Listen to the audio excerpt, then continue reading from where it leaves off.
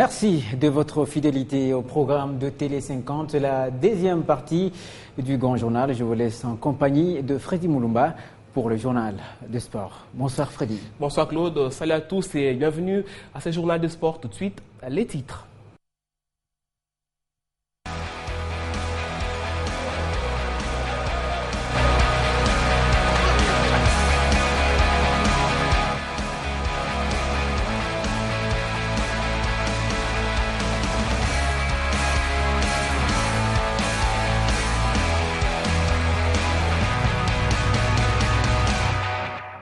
C'est parti, Mazembe sur le toit de l'Afrique. Après une précieuse victoire au match aller, les Corbeaux ont merveilleusement parachevé le travail entamé une semaine avant. Score final 2-0 au retour et les Congolais s'offrent un 5e titre historique. Deuxième tour des qualificatifs au Mondial 2018, la RDC affronte le Burundi ce jeudi 12 novembre en match aller. Côté congolais, c'est déjà le moment du regroupement. Le 23 Léopard convoqué s'envole déjà ce mardi pour Bujumbura. L'info sportive sur Télé 50, merci d'être avec nous pour vous informer. Ouvrons rapidement avec l'actualité. Vous le savez, c'est la finale retour de la Ligue des champions d'Afrique. Dimanche, Lubumbashi a vécu sa finale retour, un match remporté par le tout-puissant Mazembe face à l'Union sportive Médina d'Alger. Les Corbeaux ont une nouvelle fois de plus gagné 2-0 score final après un 1 contre 2 du match aller. Les Congolais remportent la double confrontation, mais aussi les titres de champion d'Afrique. Retour sur ce match dans ces grands formats préparés pour vous. C'est parti. Je précise d'ailleurs que cette danse-là, la danse où ils rament, c'est pour montrer qu'ils ont ramé pour en arriver là. Ils l'ont fait récemment. Loin d'être une simple formalité, ce deuxième duel a été laborieux pour Mazembe. Privé de son meneur Rainfort Kalaba, Patrice Carteron aligne d'entrée le duo Asante Sinkala pour faire le jeu. Un choix pas forcément excellent. Dans le match, ce sont les Congolais qui s'offrent la première occasion franche. On ne joue que 5 minutes lorsque le coup franc raté de Frimpong finit sur le gardien. La réponse algérienne est immédiate. À l'entrée de la surface, Andria lâche un tir cadré sans danger pour Kidiaba. Dans la suite, c'est une série d'imprécisions et des ratés de chaque côté. Face à un bloc algérien bien en place, Mazembe souffre sans fléchir pendant presque toute la première période.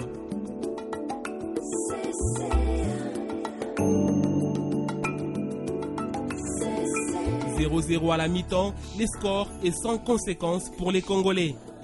À la reprise, Carteron a trouvé l'erreur.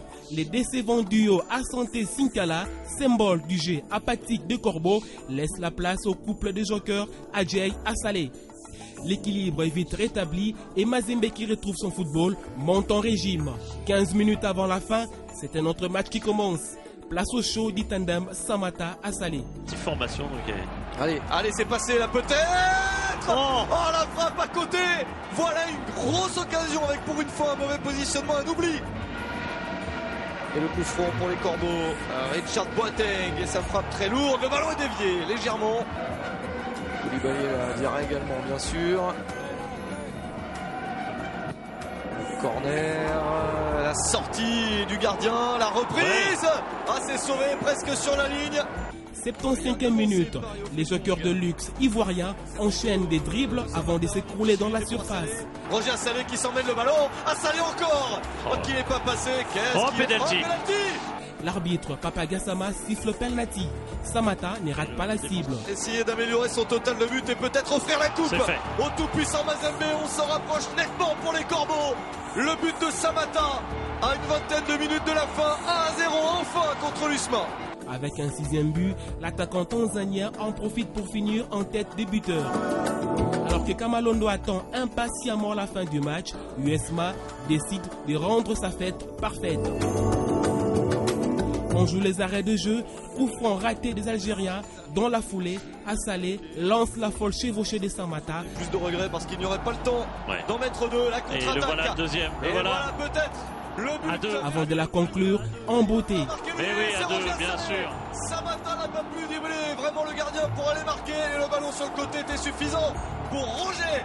2-0, le match est plié. Malgré ces gestes d'humeur et les cartons rouges pour USMA. Déjà vainqueur au match aller, Mazembe parachève son travail et arrache son 5e titre historique.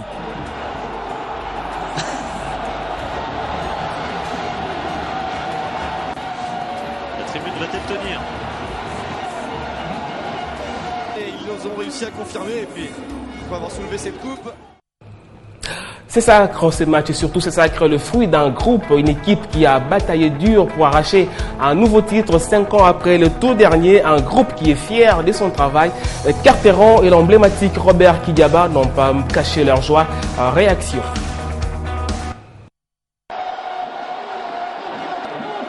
Non, le football est une leçon d'humilité et de travail.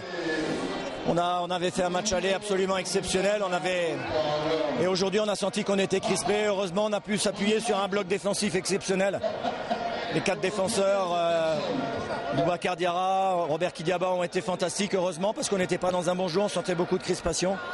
Et puis, je pense que les rentrées de Daniel Adjei et Roger Assalé ont changé la deuxième mi-temps avec une dernière demi-heure de haut niveau. J'ai une pensée pour tous les gens qui malheureusement n'ont pas pu rentrer dans le stade. Ils étaient nombreux. J'ai une pensée également pour tous nos supporters partout dans le Congo, de Boma, Goma, Kisangani, tous ces gens qui partout où on va portent avec fierté les maillots du tout-puissant Mazembe. Donc vraiment j'ai une pensée émue pour tous nos supporters partout dans le Congo. Nazu maintenant 3e coupe nanga. Merci au peuple congolais nyonso. Merci à ma fanatique nyonso, ma peuple kutu ba fanatique à Mazembe, ba peuple congolais nyonso. Merci pour na sali carrière moko. Bon, Nzambe moko ayebi. Na osenga na ba jeune nyonso bazoya. Bala exemple nanga na 39 ans, naza toujours physiquement naza au point. En tout cas na osengi ba jeune nyonso bala exemple nanga.